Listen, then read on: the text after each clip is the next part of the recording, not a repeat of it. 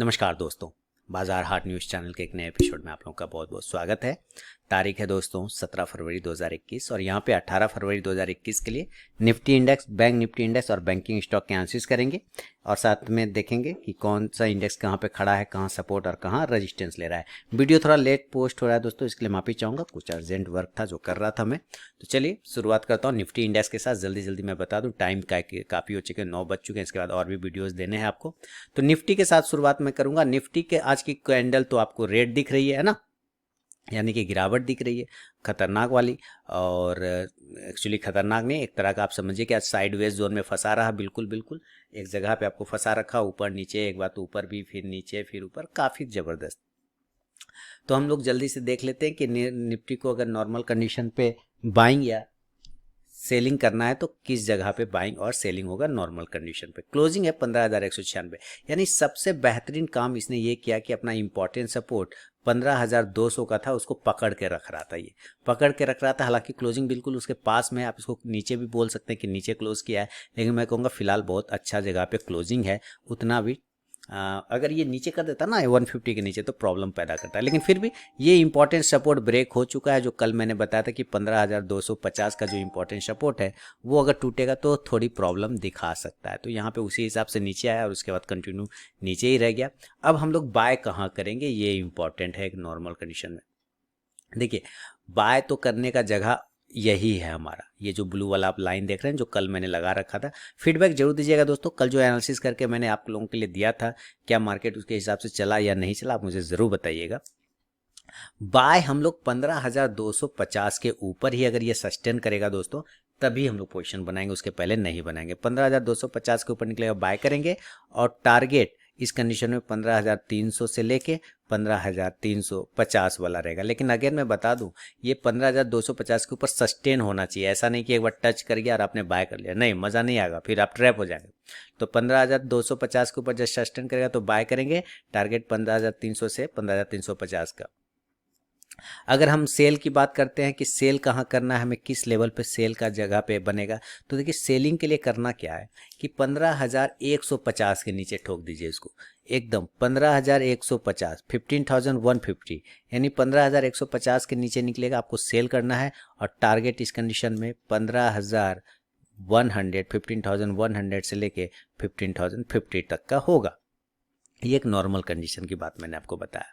Gap up और gap down condition में अलग हो जाएंगे दोस्तों। लाइव मार्केट में कॉल प्राप्त करने के लिए आपको टेलीग्राम चैनल भी ज्वाइन करना है। मेरे वहाँ पे swing trading call, positional call, intraday call मिलते हैं, आप जाके चेक कर सकते हैं परफॉर्मेंस। आज भी स्विंग ट्रेडिंग भी दिया था, आज ही का दिन टारगेट अचीव हो गया। सॉरी दोस्तों, एक स्विंग ट्रेडिंग कॉल आज दिया, दो दिया था, जिसमें एक तो आज ही टारगेट अचीव हो गया तुरंत। और उसके बाद लाइव कॉल में जितना इंट्राडे दिया लगभग उसके टारगेट भी आए, आप लोगों ने प्रॉफिट जरूर बुक किया होगा। गैप डाउन की पहले बात कर लेते हैं कि अगर गैप डाउन मार्केट ओपन होगा तो कहाँ ओपन होगा। अब देखिए 15,250 तो ब्रेक हो गया, ये तो हमारा खत्म हो गया। अब नेक्स्ट सपोर्ट हमारा ये 15,000 वाला है, ठीक है, 15,000 वाला सपोर्ट है इंपॉर्टेंट। लेकिन उसके पहले भी एक सपोर्ट आता है, वो आता है 15,050 का। ये हमारे लिए एक इंपॉर्टेंट सपोर्ट और है 15,050 का। तो ये अगर गैप डाउन लेवल हो जाता है 15,050 पे ही ओपन हो जाता है, तब हमारे लिए बाइंग कहाँ आएगा ये समझ लेते हैं। देखिए 15,050 की बात कर रहे हैं और वो है इस कैंडल का लो, इस कैंडल का लो और इसका कहीं ना कहीं लो प्राइस जो आ रहा है वो, ये तीनों ही कैंडल का लो प्राइस है 15,050। यहाँ पे एक छोटा सा लाइन लगा लेते हैं यहाँ पे ताकि आपको और आसान हो जाए। ये है 15,050। अगर यहाँ पे ओपन होता है डायरेक्ट 15,050 पे, तो हमें बाय के लिए उतना परेशान नहीं होना है। हम बाय करेंगे, लेकिन हम बाय करेंगे 15,100 के ऊपर, इसके पहले नहीं करेंगे। क्यों? आपको यहाँ पे 15,050 पर ये ओपन होगा और जब ये बाउंस करेगा, आप बहुत तेज़ी से अगर बाय करना चाहें 15,050 पर ओपन होने के बाद, आप 15,075 के ऊपर भी बाय कर सकते हैं। ये भी आपका बाय जोन बन सकता है, कोई प्रॉब्लम नहीं। और ये भी आपका बाय जोन बन सकता है 15,100। ये दोनों ही लेवल के ऊपर आपको बाय करना है गैप डाउन कंडीशन में। इस कंडीशन में टारगेट आपको 15,150, 15,150 15,150 का टारगेट होगा, और दूसरा टारगेट 15,200 के आसपास का आपको एक टारगेट लेके चलना होगा। तो ये आपको गैप डाउन में बाय के कंडीशन में समझना है। अगर सेल करना होगा, नीचे गिर जाता है, नहीं संभल पाता है, 15,050 के नीचे ही आ जाता है, तो अगर मैं आपको बता दूं, हालांकि ये बहुत इंपॉर्टेंट सपोर्ट है, अगर यहाँ से गिरता है तो अगर इसके नीचे भी गिरता है तो आपको 15,000 इसके बाद बहुत इंपॉर्टेंट सपोर्ट है। तो मैं ये नहीं कहूँगा कि 15,000 के नीचे आपको वहाँ पे, ये 15,000 के पास से बाउंस करना चाहिए। चांसेस क्या बनता है कि अगर 15,050 को भी होल्ड नहीं कर पाता है और नीचे गिर जाता है तो एक टारगेट आप 15,000 का ले सकते हैं। तब 15,050 के नीचे आने पे आप सेल करेंगे तो 15,000 का ही टारगेट मिलेगा, ज़्यादा नहीं, क्योंकि ये अभी इंपॉर्टेंट सपोर्ट है। यहाँ से फिर ये बाउंस कर जाएगा, इसलिए आपको यहाँ पर एनी हाउ एग्जिट करना पड़ेगा। अब कोई बात हो जाता है कि नहीं 14,975 को भी ये ब्रेक कर देता है नीचे, तब तो और क्लियर सिग्नल दे देगा सेल का, फिर हमारा टारगेट 14,950 का होगा। यानी कि अगर बाय साइड है तो ये सारे व्यू रखने होंगे, और सेल के तरफ आने में जब तक 15,050 के नीचे गिर जाता है, टिक नहीं पाता है, तब तो आप सेल भी कर दीजिए, कोई प्रॉब्लम वाली बात नहीं है 15,000 के टारगेट के लिए। हाँ, 15,000 के नीचे अगर वो गिरता है, 14,975 को ब्रेक करता है, तब 14,950 के लिए फिर आप सेल का पोजीशन ले सकते हैं। तो क्योंकि ये इंपॉर्टेंट सपोर्ट है ना, यहाँ से ये बाउंस कर सकता है, ये यहाँ से ना उछल जाएगा, तुरंत ऊपर बाउंस कर जाएगा, क्योंकि बहुत ही बड़ा सपोर्ट है 15,000। तो ये गैप डाउन कंडीशन में मैंने आपको बताया। अगर ये गैप डाउन नहीं गैप अप हो जाए तब, तो चलिए हम लोग गैप अप भी देख लेते हैं, है ना। Gap up condition, gap up कहाँ पे हो सकता है? गैप अप होना चाहिए 15,200 के आसपास की क्लोजिंग है, मैं मान के चलूँगा कि 15,250 तो नॉर्मल है, उसके बाद 50 पॉइंट का ऊपर में रेंज है। तो आज का जो हाई है वो है 15,313, मैं 15,300 के आसपास ही मान के चलूँगा कि हमारा गैप अप ओपन होगा। ठीक है, ये मान के चलता हूँ। अब अगर ये 15,300 पर गैप अप ओपन होता है तो एक लाइन लगाने में यहाँ पे कोई प्रॉब्लम नहीं है, आप लाइन लगा लीजिए निफ्टी में। तो हमें बाय करना होगा 15,330 के ऊपर। 15,330 के ऊपर जब निकलेगा गैप अप कंडीशन, तब हम बाय करेंगे। अदरवाइज ये सेल का लेवल भी बन सकता है, यानी हमें बाय अगर करना होगा बाय एबव 15,330। इस कंडीशन में टारगेट आपको 15,375 वाला आपको एक टारगेट मिल सकता है, ज़्यादा नहीं फिलहाल, और दूसरा टारगेट 15,425, यही हो सकता है लेवल, क्योंकि यहाँ कैंडल का हाई वही प्राइस बन रहा है। लेकिन मैंने अगर दोस्तों, अगर अभी तक आप लोगों ने टेलीग्राम चैनल को ज्वाइन नहीं किया तो जरूर ज्वाइन कीजिएगा।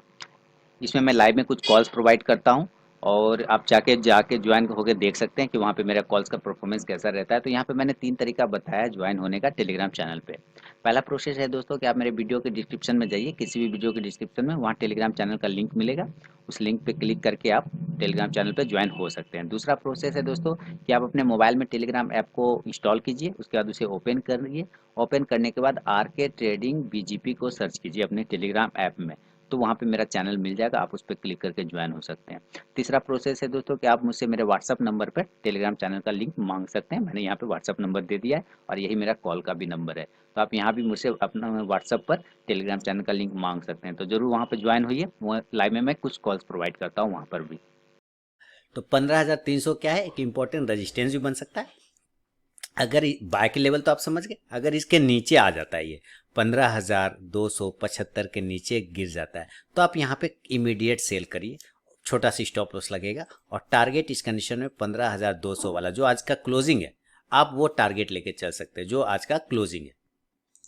ठीक है, तो फिर से मैं यहाँ पे लिख देता हूँ, बाय के लेवल तो आप समझ गए, गैप अप कंडीशन में कहाँ मान के चल रहे थे 15,300। अगर सेल करना हो तो हम सेल के लिए 15,275 के नीचे सेल कर सकते हैं दोस्तों, और इस कंडीशन में टारगेट आपको 15,200 वाला जो कि क्लोजिंग है आज का, वो आपको एक टारगेट हो सकता है। लो वही आज का जो लो है वो सेकेंड टारगेट 15,170 के आसपास का बन सकता है, 15,170 के आसपास का। तो ये गैप अप और गैप डाउन में मैंने आपको निफ्टी के लेवल बता दिए।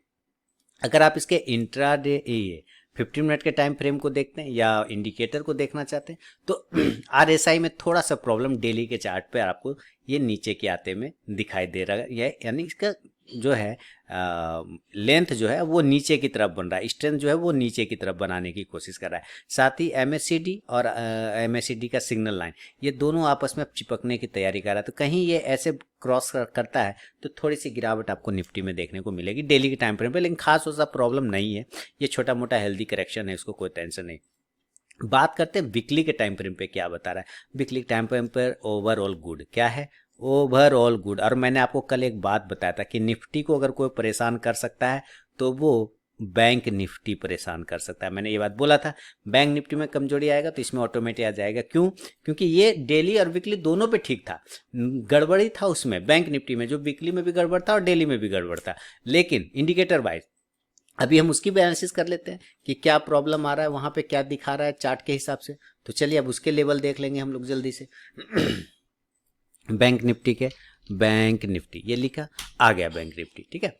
अब ये देखिए जो बैंक निफ्टी के चार्ट है, तो निफ्टी के लेवल आप समझ गए, लाइक और फीडबैक दबा के कर दीजिए। अब देखिए इंपॉर्टेंट सपोर्ट क्या है, ये हमारा लाइन इंपॉर्टेंट सपोर्ट है, ठीक है, ऊपर वाला, this is important support level, bank Nifty का चार्ट है ये इंपॉर्टेंट सपोर्ट। अब देखिए बैंक निफ्टी का इंपॉर्टेंट सपोर्ट कितने प्राइस का रहा है ये नोट कर लेते हैं, 36,500 का। क्लियर है, ठीक है। आज का जो लो लगाया वो 36,760 के आसपास का एक लो लगाया। तो कल अगर हमें बाय या सेल करना है तो कहाँ करेंगे, यहाँ देखिए क्लोजिंग है 36,800 का। एक नॉर्मल कंडीशन पे दोस्तों हमें बाय 37,000 के ऊपर ही अगर हम लेंगे, 37,000 के ऊपर अगर वो टिकता है, स्ट्रेंथ दिखाता है बैंक निफ्टी, तभी हम बाय का पोजीशन लेंगे, अदरवाइज नहीं। क्योंकि आज आपने एक टाइम देखा होगा ये गिरने के बाद 37,000 के लेवल को टेस्ट करके वापस नीचे आ गया, यानी 37,000 एक इंपॉर्टेंट रेजिस्टेंस जोन बन चुका है। हाँ, इसके ऊपर अगर टिक जाता है तो आप थोड़ा सेफली खेल सकते हैं 37,050 के ऊपर। 37,050 के ऊपर निकलेगा तभी बाय करिएगा, और टारगेट उस कंडीशन में 37,250 और 37,500 वाला एक टारगेट चल सकते हैं। लेकिन अगेन मैं बता दूं कि 37,000 इंपॉर्टेंट रेजिस्टेंस क्रिएट कर रहा है, इसके वजह से आपको सेलिंग के लिए भी तैयार होना पड़ेगा। लेकिन अभी चूंकि हम नॉर्मल कंडीशन की बात कर रहे हैं, तो क्लोजिंग किया है 36,860 के पास में, हम सेल करेंगे कहाँ, हम सेल करेंगे 36,750 के नीचे। कहाँ करेंगे?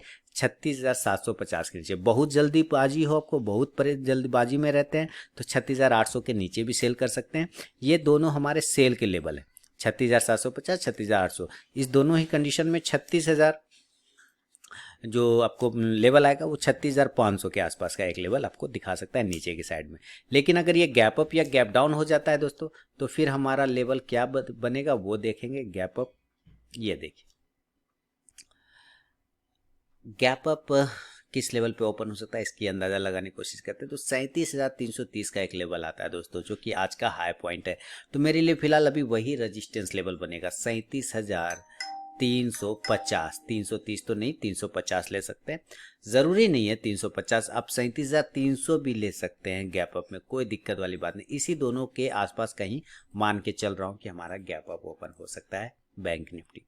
अगर इस लेवल पे ओपन होगा तो फिर सवाल उठता है कि बाय कहाँ पे होगा, बाइंग किस जगह पे होगा। ऑलरेडी ये रेजिस्टेंस है, तभी तो मार्केट यहाँ से गिर गया 37,350 के पास में।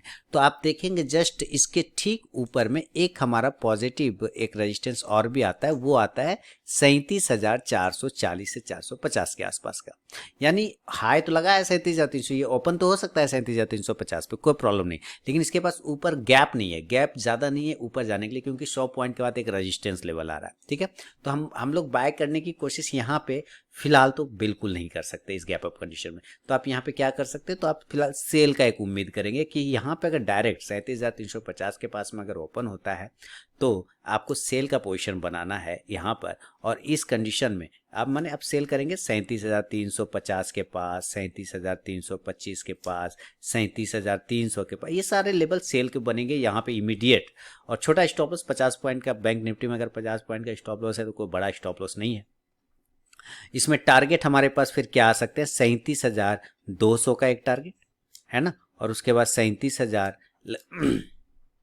एक मिनट का टारगेट जो रेजिस्टेंस वाला, वो हमारा नीचे का एक सपोर्ट यहाँ पे बन सकता है। तो ये दो टारगेट सेल साइड होंगे। लेकिन बात होगा कि नहीं ये नीचे नहीं गिर के ऊपर ही भाग जाएगा, तब क्या कर सकते हैं। अभी देखिए जब अगर ऊपर ही भाग जाएगा तो हम बाय करेंगे 37,450 के ऊपर। क्यों करेंगे? क्योंकि मैंने कहा ना यहाँ 100 पॉइंट का एक हर्डल है, ये 100 पॉइंट का हर्डल 37,450 जब ब्रेक हो जाएगा तब हम बाय करेंगे। और इस कंडीशन में टारगेट हमारा 37,600 का, 37,600 का और 37,750 का एक टारगेट आपको गैप अप कंडीशन में मिल सकता है। तो 37,600 से 37,750 का टारगेट होगा आप बाय साइड में ऊपर में जाने पर सेल साइड का ये टारगेट होगा गैप अप कंडीशन में। तो ये आपको मैंने इसके गैप अप कंडीशन बताया। और गैप डाउन कंडीशन की अगर जो बात थी तो जरा हम लोग गैप डाउन कंडीशन भी देख लेंगे कि किस लेवल। गैप डाउन में अगर बात करें, ये लेवल ध्यान में रखिएगा, ठीक है, इसको मैं हटा रहा हूँ। अब ये गैप डाउन लेवल में लिखूंगा पहले। लाइव मार्केट में कॉल प्राप्त करने के लिए टेलीग्राम चैनल भी जरूर ज्वाइन करिए। देखिए ये दोनों दिन का लो इक्वल है बैंक निफ्टी में, दोनों ही दिन का, और जो कि लो आता है 36,750 के आसपास में, क्लोजिंग है 36,860। मैं उम्मीद करता हूं कि हमारा जो गैप डाउन लेवल होगा वो 36,700 के आसपास का होना चाहिए। अभी इंपॉर्टेंट सपोर्ट तो ये है 36,500 वाला, लेकिन 36,700 का एक इम्पोर्टेंट सपोर्ट ये हम मान के चल रहे हैं कि हमारा इम्पोर्टेंट सपोर्ट है। यहाँ से 150 पौने 200 पॉइंट होगा।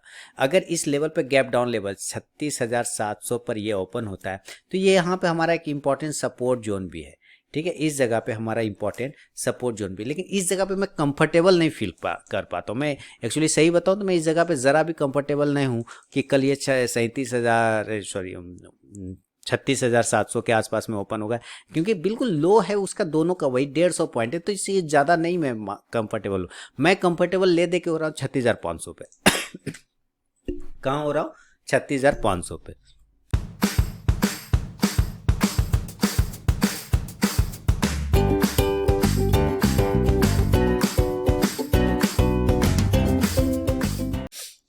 एक्चुअली बोलने लगता हूँ तो उसका थोड़ा सा प्रॉब्लम हो जा रहा है गले में, कोई बात नहीं।